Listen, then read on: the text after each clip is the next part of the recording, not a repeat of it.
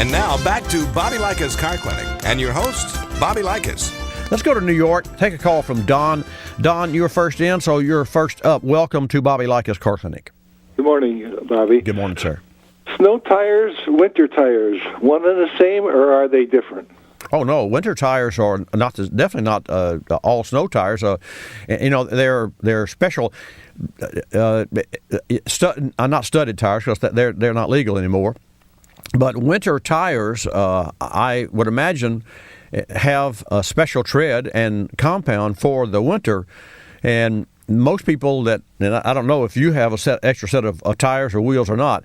It's funny you should talk about tires. I was on the internet the other day, as we all tend to visit all the time, and General Tires, and I was looking at a set of they have an Ultimax, which is a brand that they've created, and it's an RT. They have HP, and I was working through that site to try to determine what best set of tires that I wanted for one of my cars.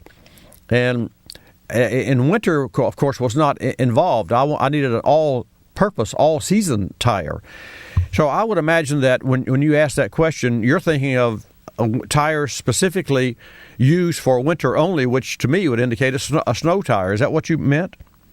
Well, I that's what I wanted to know. Whether I've been getting just all season tires, and I hear advertised winter tires and snow tires, and I always wondered whether it's the same thing or whether they're really different. Oh no, they are. Oh, definitely different. There's no question, because the tread. You think about it. If you crunch in snow. And I mean, for me, when I think of that, I think of the sand, because we're our studios are in Florida. But I lived in Oak Park, Illinois for quite a while, and so I've had my duty in the snow as well. And a tire the cleats of a tire, the treads of a tire will fill with snow, and a tire that's all season has different siping, and just like an aqua tire, a tire that's made to diffuse water as you drive down the highway. In fact, that's one of my favorite tires, because of all the accidents that I've ever have happened, well, not all, but of most of them, have been in the wet weather. And Don, it was because I was overdriving the car. You get too confident, you get a little cocky, and the next thing you know, the back of the car comes around on you, and that's when you have a car with a lot of power. And I've always enjoyed cars with a lot of power. But if I were you, I don't know if you've heard me mention the General Tire Ultimax line, Altimax. And what I really like about this tire, and what's unique about it, and I'm sure that General makes a snow tire a winter-only tire. If you do buy winter tires, I would suggest that you buy a set of wheels for the winter, because aftermarket wheels are so inexpensive, and you can put those wheels in your garage and stack them, and so whatever the size of the circumference of the tire in one corner, nothing about the size of a big water heater, maybe a little larger, you could stack those tires up, and they even make a cover for those tires. I know, because I was actually I went to Canada and test drove some tires, and of all the people that were there, they gave me this prize because I had traveled the farthest distance, and it was a cover for my winter tires. Now, here I am from Florida, and ultimately there was a gentleman that was driving the van that took us back to the airport from where we were up on the top of this snow mountain. Mickey Gleesy is where it's called, and there in Canada. And I will tell you that it was unbelievably cold. It was minus 20 degrees. And I gave the driver this bag for his tires because he had snow tires. So where do you live in New York? Binghamton. Well, so have you ever bought snow tires and tried the difference and see what the difference was actually on your automobile?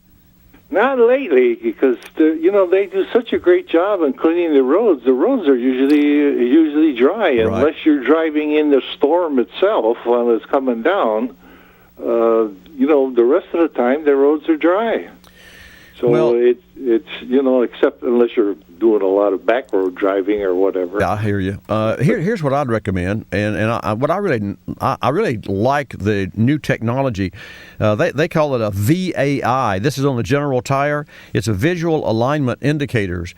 And what they've done is imagine, and when I say a block of rubber, that's every tire has blocks of rubber.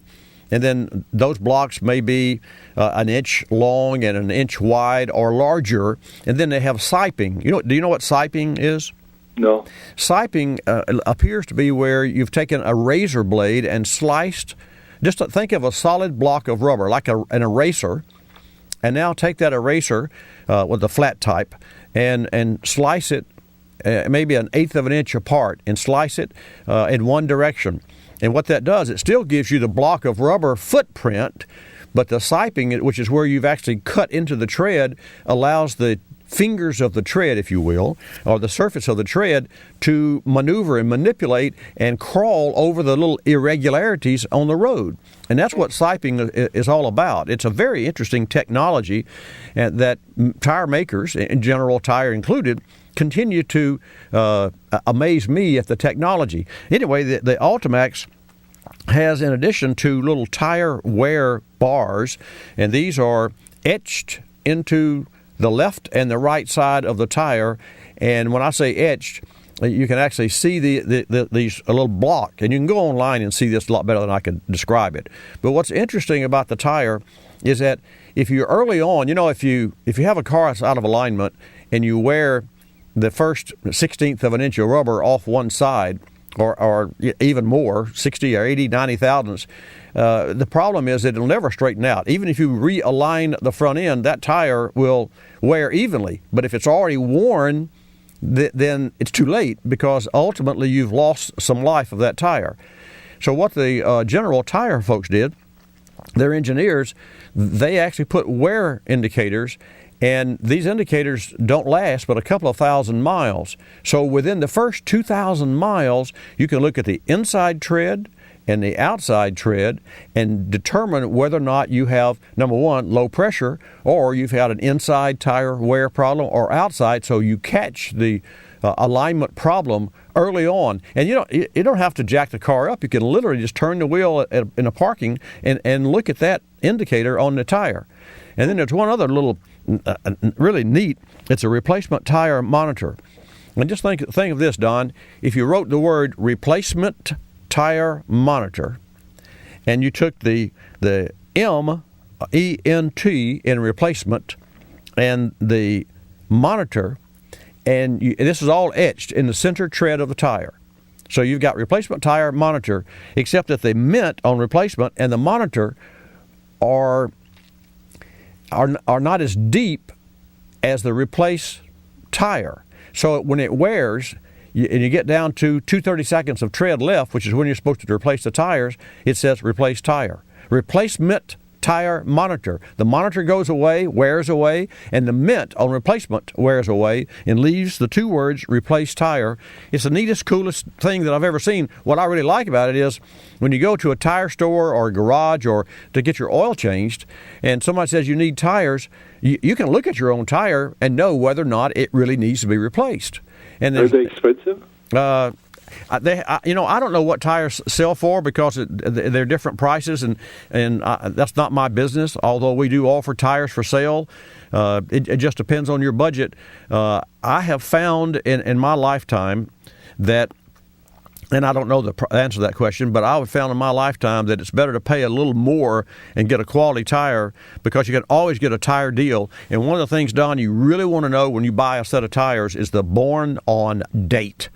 All tires now have the born on date, and that's the last. Let's say it was a 3212. That means that tire was manufactured the 32nd week of 2012.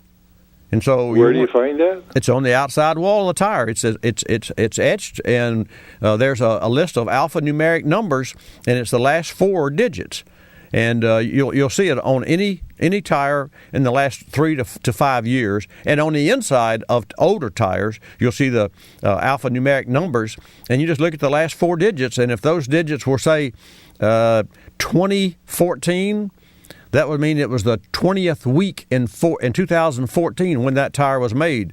So if you see a tire, if you buy a tire that's a really good deal, and you look at the tread, you look at the born on date, you could buy a tire that's 10 years old. And just for you to know, tire manufacturers warranty their tires for 6 years.